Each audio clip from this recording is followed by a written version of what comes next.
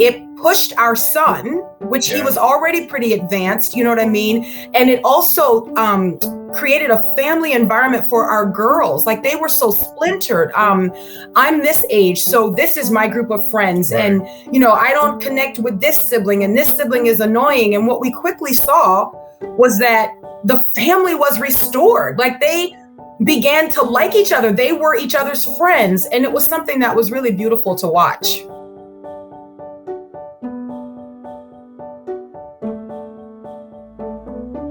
Welcome to Homeschool Talks, a podcast by HSLDA. This is a show about all things homeschooling, from practical tips to inspiring stories and everything in between.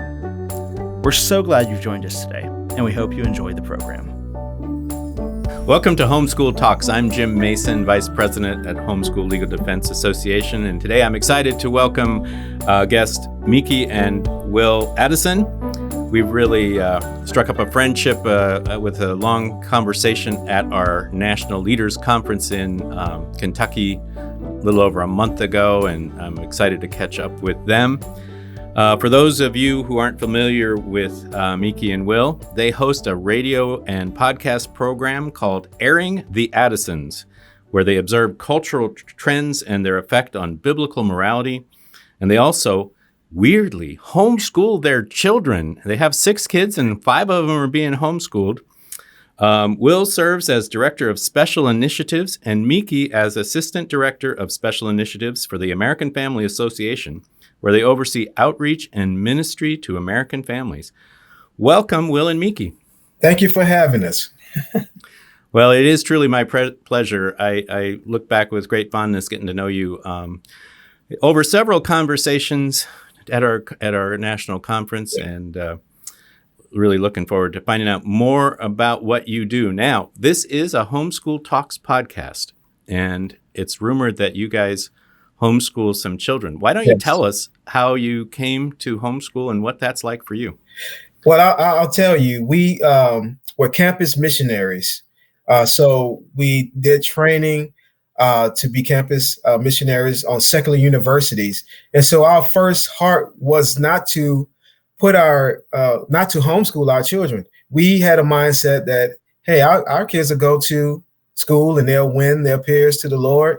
You know, we're missionaries, so our children, they'll be missionaries as well. And that was before we had children, right?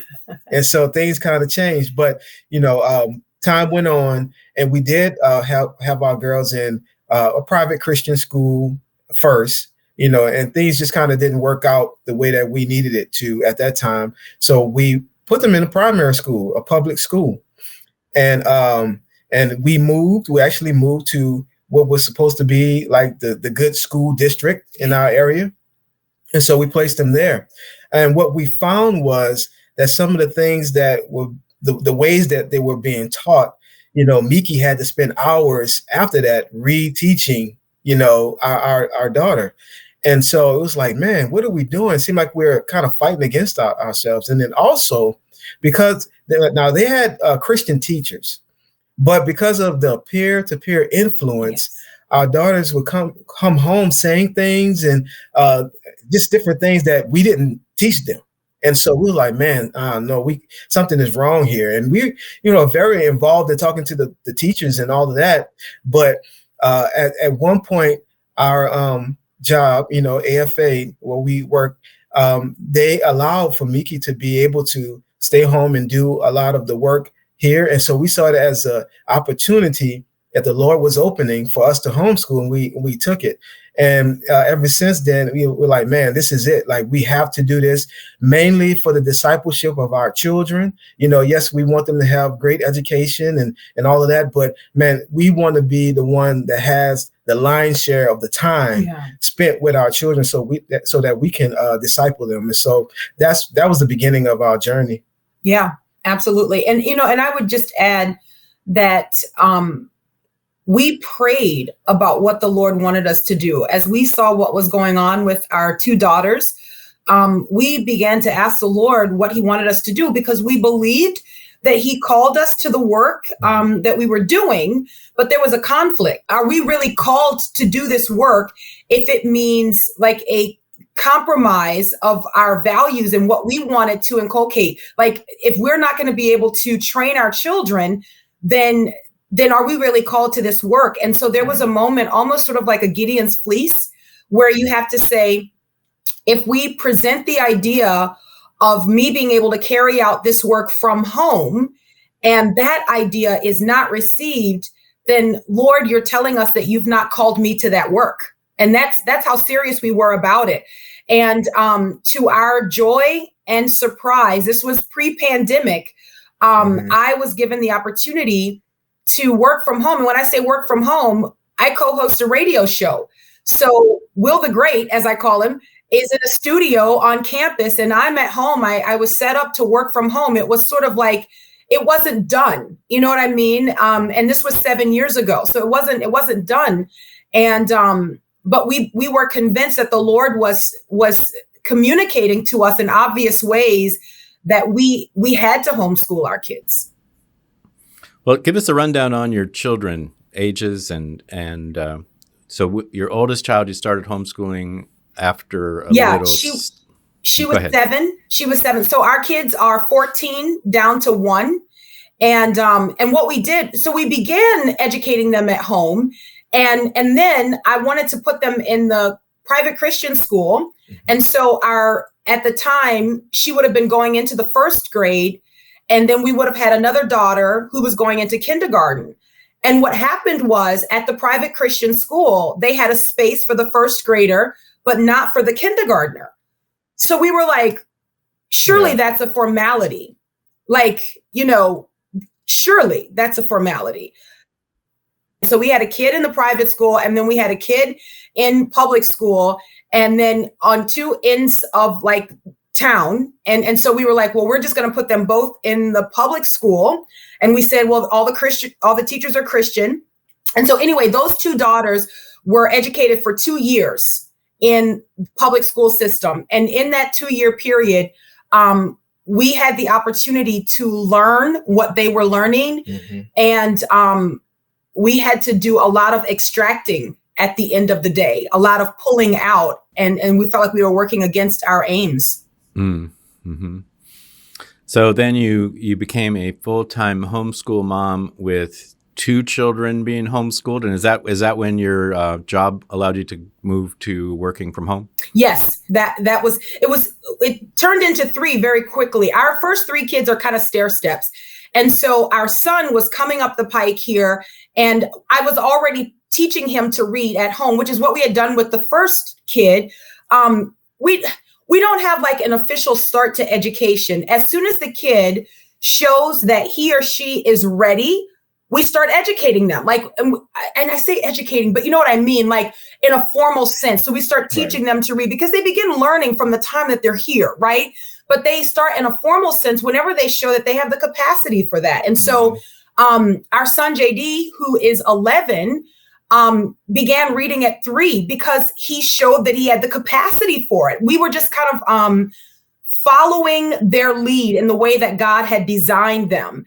And so he started learning shortly after that. When they all came home, or the 2 girls came home, it was a classroom of 3 kids. And so it was this old schoolhouse, like all of them in the same room, which we found really worked for us because it pushed our son, which he was already pretty advanced, you know what I mean? And it also created a family environment for our girls. Like, they were so splintered. I'm this age, so this is my group of friends. Right. And, I don't connect with this sibling, and this sibling is annoying. And what we quickly saw was that the family was restored. Like, they began to like each other. They were each other's friends. And it was something that was really beautiful to watch. That's probably one of the most important things that I've learned from my own family's homeschooling. We homeschooled all our kids from the beginning and through to the end. So 7 children. Many of our kids started taking community college classes in high school, so they got kind of a head start. But otherwise, they were homeschooled throughout. But one of the probably most important byproducts that I've seen with 7 adult children now is they are tight with each other. Yes. I mean, our family, we have our moments and our differences and, conflicts and things that arise from time to time. But I mean, 9 people, we're all on the same team. I mean, you better not mess with any of my kids, especially my girls, because they got 5 brothers, Like, That's right. That's right. But there's just this really tight bond within our the siblings themselves that I don't know if that could have been. I'm a product of public school, and my sister's 4 years younger than I am. We didn't really become friends until later, much later as adults, because of that kind of splintering. Right? She was 4 years behind me. And you just don't. I just didn't see it in my own growing up, and it's just an amazing thing that I feel that homeschooling did for my family. So I am guessing, based on my brief acquaintance with you and my knowledge of what you're into, that you might be involved in other homeschooling adventures in your local community. What kind of things do you guys do with homeschoolers around your area? So that's interesting. I think that we are probably unique in the homeschooling community that we actually don't have a lot of homeschooling adventures. And this is one of those things that we have kind of wrestled with because we travel a lot, and because our kids are on the road with us. Whenever we're going, they're with us. We have not steeped ourselves in sort of the homeschooling culture, which I feel like has been sort of a unique experience. So we feel almost sort of like missionaries in homeschooling. So we try to encourage parents who are on the fence about homeschooling. So our circle actually would be families that have not homeschooled, or they're new to homeschooling and have not yet found their footing. So we tend to try to come alongside them to show that it doesn't have to be as complicated as you think, and that you do have support, you do have community, and you don't have to compare yourselves among yourselves, which the Bible says is not wise. Right. So that's kind of been a unique journey for us. We kind of find ourselves more at home with those who are on the outskirts of homeschooling. They kind of feel like unsure. They don't have a long history of homeschooling, and they feel like if their family structure doesn't look a certain way, they can't do it. And so we try to encourage those individuals. I'm thinking of the single moms or the single dads, the families where the mom works as well. Those things all are impediments to homeschooling. But what we've tried to do is say, even if you can't be a part of the quote unquote community of homeschooling, you can educate your kids at home. And it just has to be your chief aim. If it is your highest aim, then you'll do what it takes to make that happen. That's right. Well, that is interesting. And I just violated one of the primary rules of being a good lawyer, and that's asking a question you don't know the answer to. I made an assumption, but I would say that your answer suggests that you are actually, the missionaries to those on the fence and those kind of considering homeschooling is a pretty important involvement in our culture. Yeah. And I imagine that over the last year and a half, that has become a huge outreach for you guys. Is that true? Yeah. As a matter of fact, we just had opportunity to join with a church in Texas to kind of reveal to the parents there some of the things that they didn't know about what's happening. And this particular church is making a move to really get all of their children affiliated with that with the church out of the public school system. And so the church and the parents are working together to come up with some alternatives.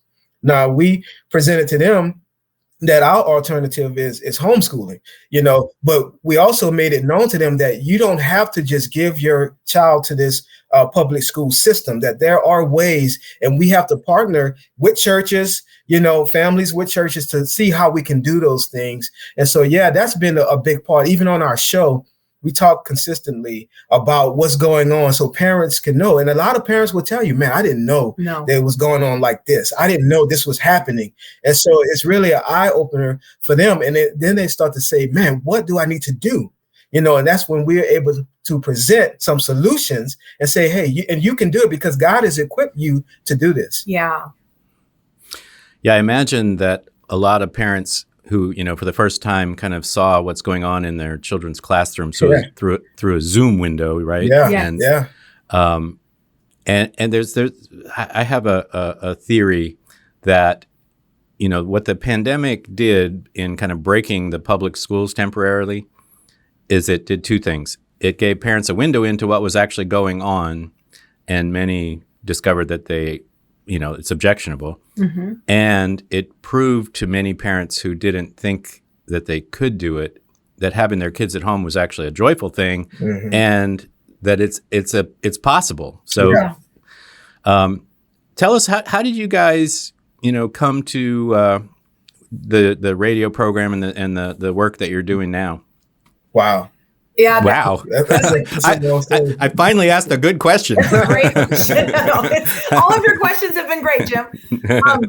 So really, okay. So interestingly, we were missionaries to university students. So mm-hmm. we would travel from campus to campus and help ministry groups, help student groups evangelize their campus, training them in the gospel, how to give a defense for the faith. And we did that for many years. And then through a series of events, my husband was a part of a church plant. And during that church plant, there was an opportunity for me to do radio. Now, my degree is in communications, public relations. That's my background. I have no background in radio. And additionally, it was a morning show. I'm not a morning person. This one arises singing at 4:30 a.m. Like I am like, what are you doing? Like I'm not a morning person. And so when he presented this opportunity to me, our local AFR, American Family Radio affiliate, needed a morning co-host. We had one daughter. She was about 4 months old. And I was like, there's no way. Like, I don't want to do that, And he goes, I think you should do it. He goes, I think you need an outlet. You are a gifted communicator. This is what he's saying. He goes, you should do it. You should do it. And so I protested for a while. I have to say, I really did. And he kept circling back. And I said, I'm going to do it because submission. And I'm going to do it because I believe that the Lord leads you. But I want you to know that I'm not going to like it. I loved it. I loved it. And I would get up in the morning really early. And that was the hardest part of it. And I would take Mariah with me and her carrier and bring her down to the studio. And we would co-host. There was a co-host there locally. And we would talk about the issues of the day.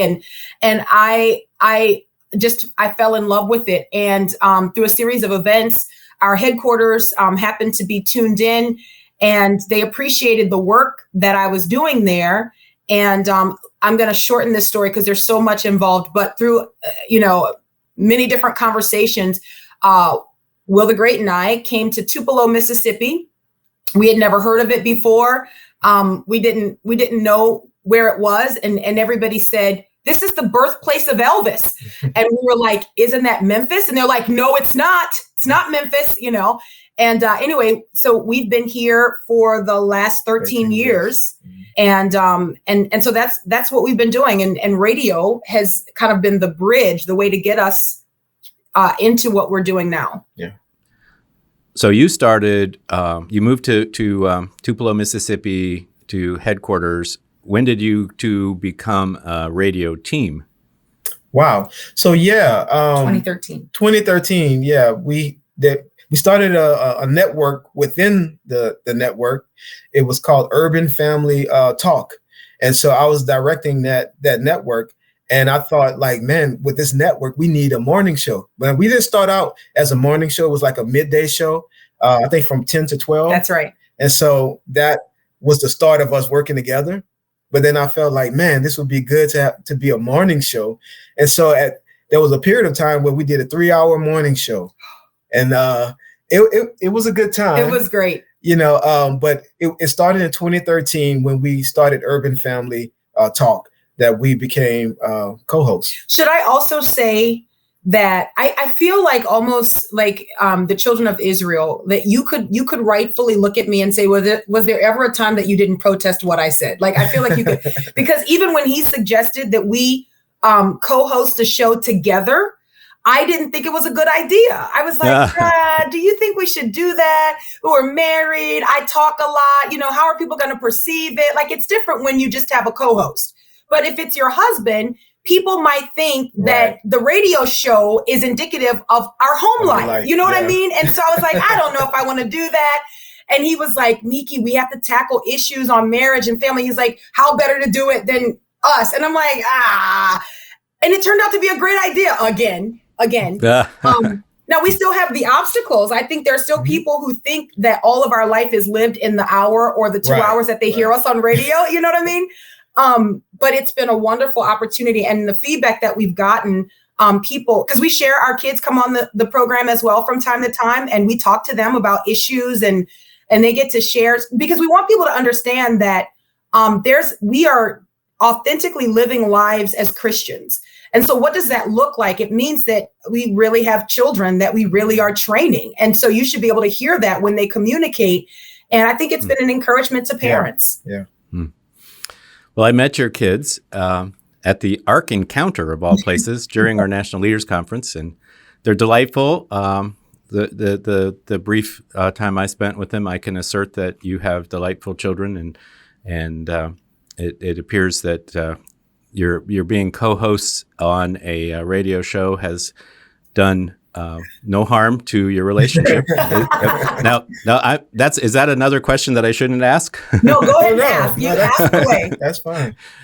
So how is that working together in that kind of close? And not only that, but I mean, I don't know about you guys, but on important issues of the day, I sometimes find that my wife and I don't always agree. Do you ever have that arise in your program? Yeah, well, I would say that there have been times when we've talked on the air and it's like we didn't totally agree on certain things. We were able to talk about it on the air, which is helpful, and people loved it. Now that does not happen often. Not often, but it has happened.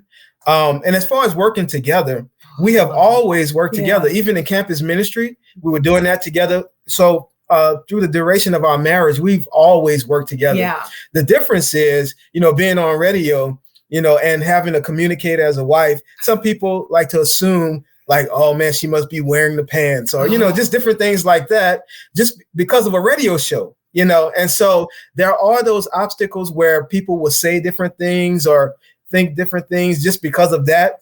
Not they don't even know the rest of our lives, that there's way more to us than that. Yeah. And so what we have to do is really be convinced of our call that God has given us and know who we are, because if we allow that type of stuff to come in, it could cause problems. But we know what God has called for us to do.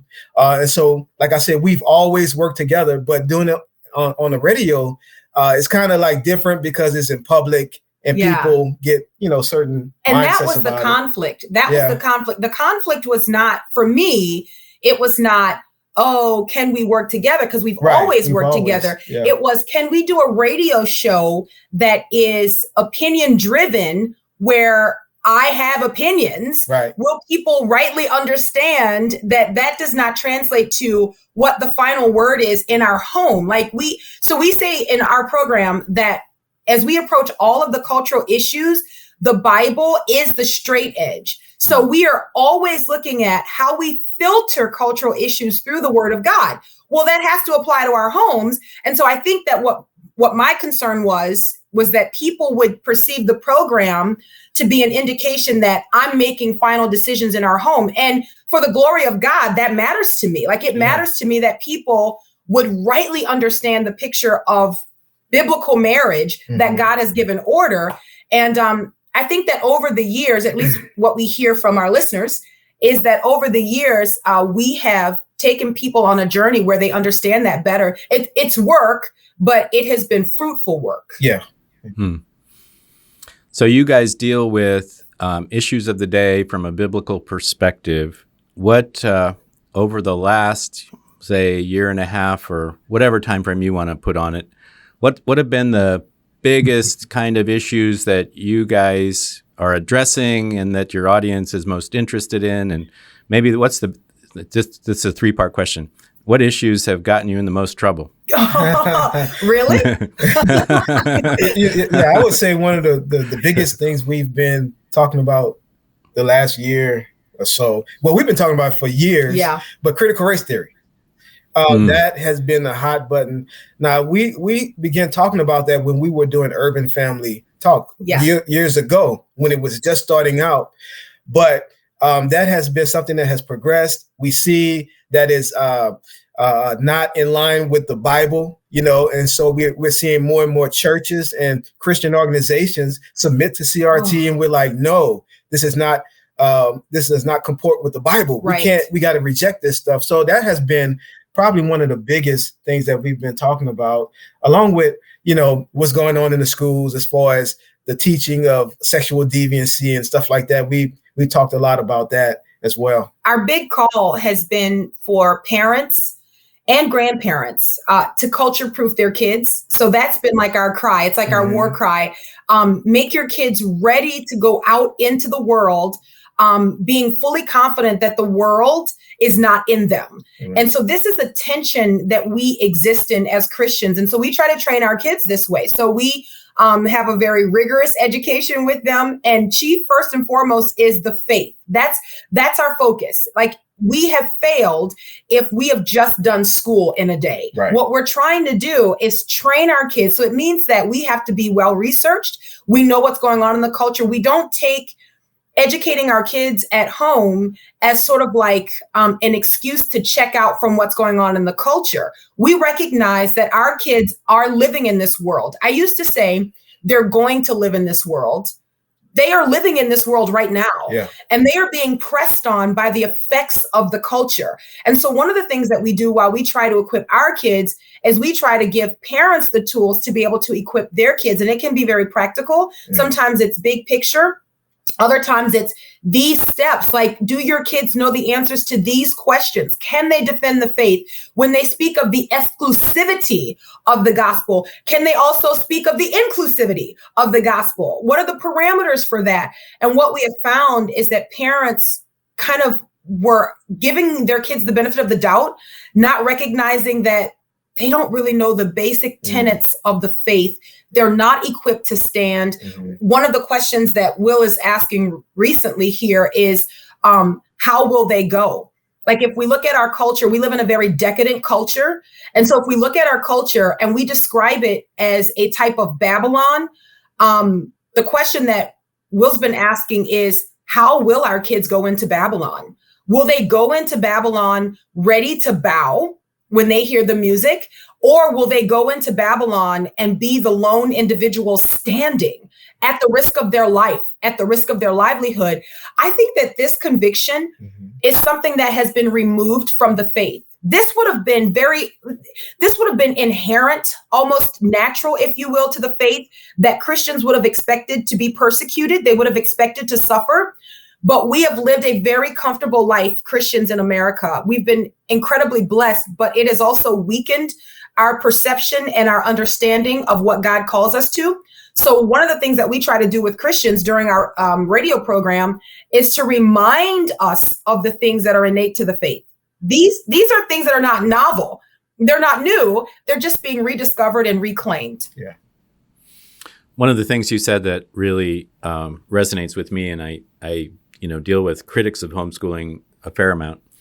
And one of the criticisms of homeschooling is often that homeschool parents isolate their children and insulate them from the rest of the culture. And we need to take those kids out of homeschooling. Professor Bartholet wants to ban homeschooling so that kids will have to spend at least 7 hours a day in that public school so that there'll be, other worldviews will be shared with them.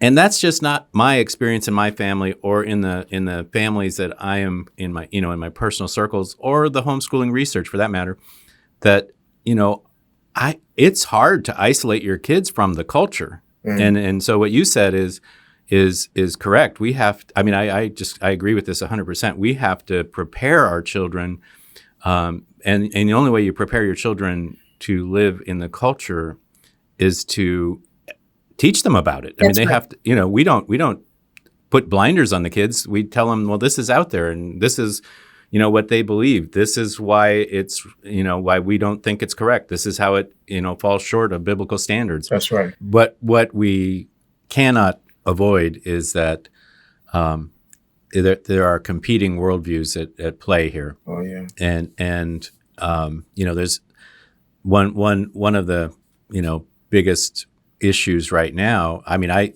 I'm not a fan of top-down education bureaucracy, as you might expect as a homeschool dad, Christian guy, advocate for homeschool freedom.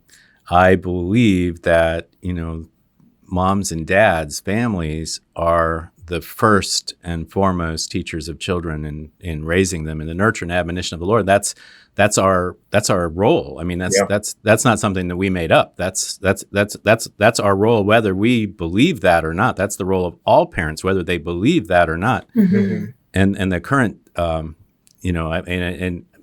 me ask you, do you expect a backlash from the education bureaucracy / government, however you want to view it, because of what I think we've discovered over the last year and a half is many families now know that the king has no clothes, right? I mean,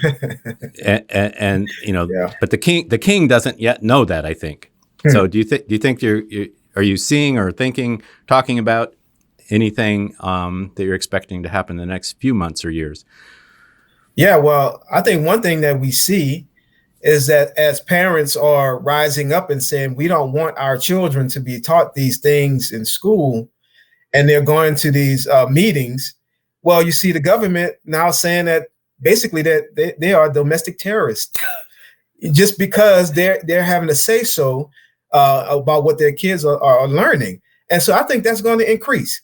I think as more parents and more people of faith even cry out about what's happening, there will be some things that will be like the hammer will come down on some of these things, and I think we need to be ready and prepared for that. But the way of the government and the way of people in certain high places, they don't like what we're doing as homeschooling parents.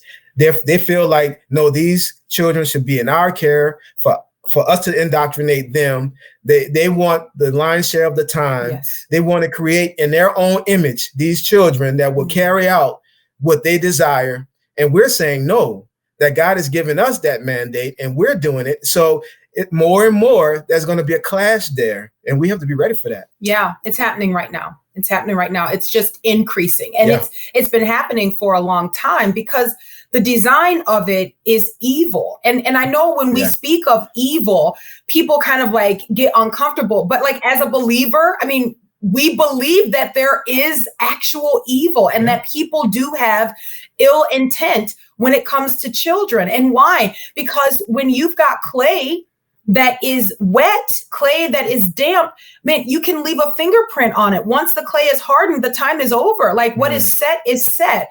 And so when we are educating our kids at home, we are being faithful with that clay that is moldable. Like we are trying to do what God has told us to do so that once it is set, everything that God expects us to put into it is already there. Yeah. I think what Christian parents don't realize is that the systems of this world also recognize that. They also recognize the usefulness of a clay not yet set. And so they're perfectly happy to take whatever you're not going to eat on your plate. I feel like the culture is like, oh, you're not going to eat that? Like, okay, fine, then we'll take it. And unfortunately, those are our kids we're talking about. A couple of scholars, Professor Bartholet and James Dwyer, who's a law professor at William and Mary. I'm going to paraphrase, but in their proposal to ban homeschooling, basically for everybody except movie stars and elite athletes, they say that, look, this isn't so bad because we only want your kids for 7 hours a day, and you get them for the first 4 years of life, which they're actually trying to move back to preschool, more preschool stuff. But anyway, you get them for the first 4 years of life. And then after that, we just want them for 7 hours a day. That's all. And the rest of their time, you can teach them whatever you want. What's wrong with that way of thinking? I mean, parents get their kids for a lot of time outside of those 7 hours. Yeah, actually, they don't. The problem with that is they know something that parents don't know. Pre-pandemic, studies show that parents said themselves that they spend about 37 minutes of quality time a day with their kids.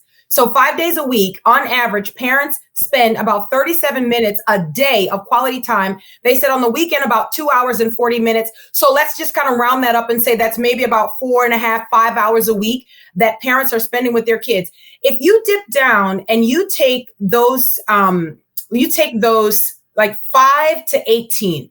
So you take those 13 years of education, right? You are looking at about 113,880 hours. I just recently did a presentation on this, by the way. This is why when you ask that question, I'm going, oh yeah, let's talk about that, right? And just for the record, we did not coordinate this. No, we did not. And that's why Will the Great was looking at me when you said that. It's like, oh my goodness, I just talked about this. So you've got about 113,880 hours. You've got about 17,500 hours that kids spend in that same time frame in school. The amount of time they spend consuming media is about 32,000 hours. The amount of time they spend quality time with their parents is about 3,000 hours. So when you compare those chunks of time, let's combine media and education. If your kid is educated outside of your home, you're looking at about 50,000. I'm rounding up here. You're looking at about 50,000 hours of time that is competing against a biblical worldview that you say you're going to give to your kid with 3,000 hours. From age 5 to 18, 3,000 hours. And then let's throw in church. Same thing, about 3,000 hours that they're spending in church in those times, like in that same time frame.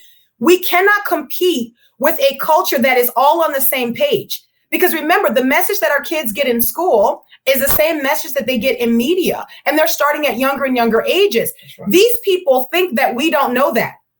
They think that we don't understand that. They bank on the busyness of parents. They bank on the American lifestyle, which is a draw for moms, a draw for dads. And we say, well, we can't have a single family income. We just can't do it. Or what's worse, we may say we won't do it.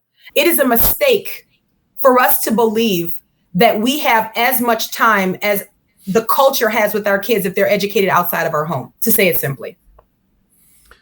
So when you, in your radio program, and I gather you're traveling and talking to churches and things like that as well, you mentioned early on that when your children first became school age, because of your missionary background, you thought your kids would be missionaries in the public schools as well. That model, I hear that a lot, actually, and it's pretty, it's fairly widespread amongst, Orthodox Christian clergy. Mm-hmm. Mm-hmm. What kind of reaction are you getting from churches when you bring that message? The first thing you have to do is point out that your kids are not ready. Right. I think that's the greatest obstacle. There is a willful ignorance as it pertains to the readiness of kids to win souls. Like, some of our kids are not actually Christians. They're just growing up in a Christian home, and we have conferred upon them Christianity by way of family membership. That's not how it works. Like, you don't get to just say my kid's a Christian because we're Christians and we go to church. No, your kid has to make a profession of faith. Your kid needs to grow in that faith and be ready to give a defense, be ready to give a reason for the hope that lies within them. I think when you talk to parents, and this is probably something that's really startling, I ask parents a question.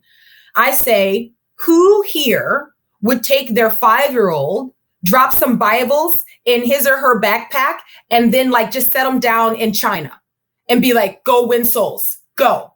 Like, who would do that? And parents are like, no one would do that. That's ridiculous.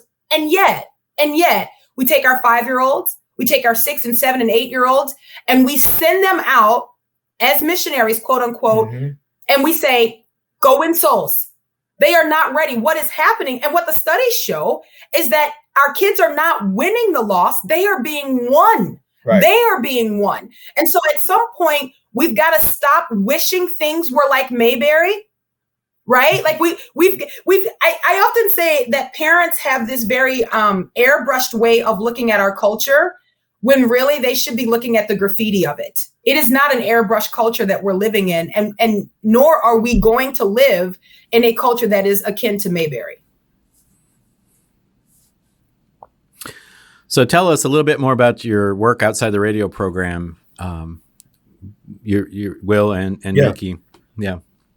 Well, one thing, we are very involved. I was just say this as an aside, in our church. I'm an associate pastor of a church plant here.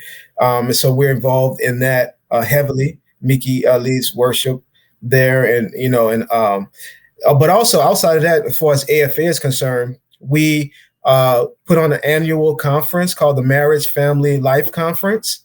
And this is a conference geared towards basically families. And we have set it up to where we want whole families to come. So we have a youth apologetics track. That's a conference within the conference for the children from ages 4 to 17. And so this will be our 4th year doing it. Mm-hmm. And it has grown from the first year, it was 300 in total, to last year, it was 1,300 people and almost 600 children.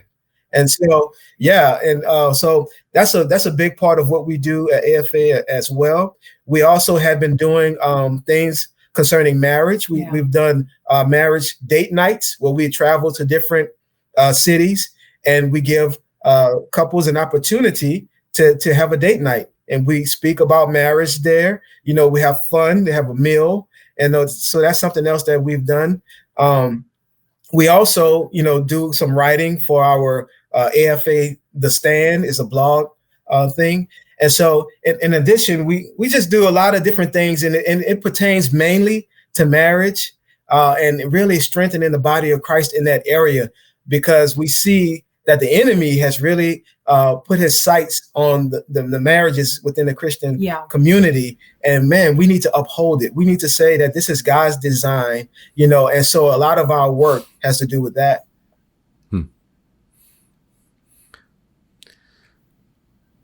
So Meeke, I want to ask you, where did you get your name? Oh, my mom. That is what my mom has always called me, Meeke. Like I know. So people ask me this question all the time because it's not, So here, can I tell you? This is between me and you and everybody else who's listening, right? Okay, well, everybody just remember this. This is very secret. This stays here. So all of my family members, I always grew up thinking they have, guys, just come with me for a second. They have like regular names. They never have to explain their names. So my oldest sister was Tabitha. And then I have a brother named Bobby. I have a sister named Angela and a sister named Laura. Okay. So mom, I'm like, why, like what, and so it was either that or I was going to be named after my grandmother, Robbie Lee, which I would have taken Robbie Lee. It would have been fine, anyways, that's my mom. So when I first was at our conference, somebody said, I need to go and meet you guys. And they sent me a text and it had Meeke and Wil. I'm like, I got to go meet Meeke and Wil. I'm sorry. And so then I learned that you pronounce it Meeke, and I think that's appropriate because you're anything if you're not meek at all. Oh, wait. That's horrible, Jim. In a good way, you're meek. I mean, I'm not saying. I mean, but you're very. So get me out of this, Wil. Come on, man. It's time to execute the bro code here. Bro code. That's not what he meant, dear. Oh man, it's funny because a lot of people, when we go places, they'll call us a wiki.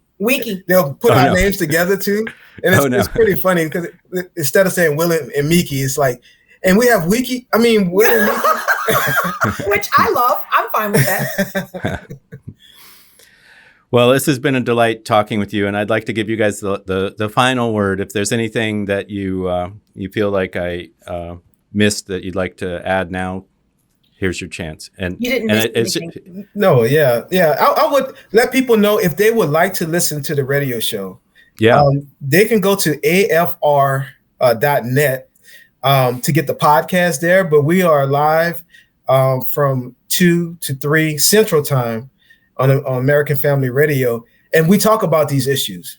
Everything that we've talked about here, we talk about these things because we believe that the conversation should happen from a biblical perspective.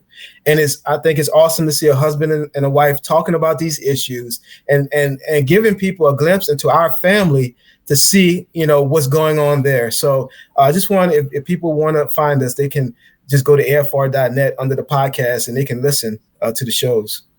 And that's called Airing the Addisons? Yes, Airing the Addisons. Well, very good.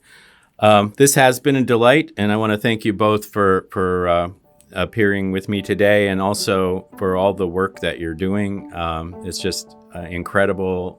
It feels like you're really speaking into the culture, and it feels like your voice is, just an antidote and much needed today. So I do encourage people to look you up and tune in to your radio program. My guests today on Homeschool Talks have been Wil and Meeke Addison with American Family Association and their radio show, Airing the Addisons. They told you how to find that link, and we'll put that in our show notes as well. So thanks again. And I'm Jim Mason with HSLDA Homeschool Talks. Today's episode is made possible by HSLDA's Compassion Grants program. Whether it's a low-income family trying to make ends meet or a family suffering after a natural disaster, some families simply wouldn't have the resources to homeschool without the help of fellow homeschoolers like you. Our Compassion Grants exist to make this support possible. To learn more about how you can help make homeschooling possible for struggling families, or to request assistance if you are homeschooling through hard times, visit hslda.org/compassion. That's hslda.org/compassion. Thanks for listening to this episode of Homeschool Talks. If you enjoyed this conversation, leave a review to let us know what you think. To hear more conversations like this one, be sure to subscribe to this podcast or head on over to hslda.org/podcast for more inspiring stories and awesome ideas about homeschooling. That's all for today. We hope you enjoyed the program, and we'll see you next time.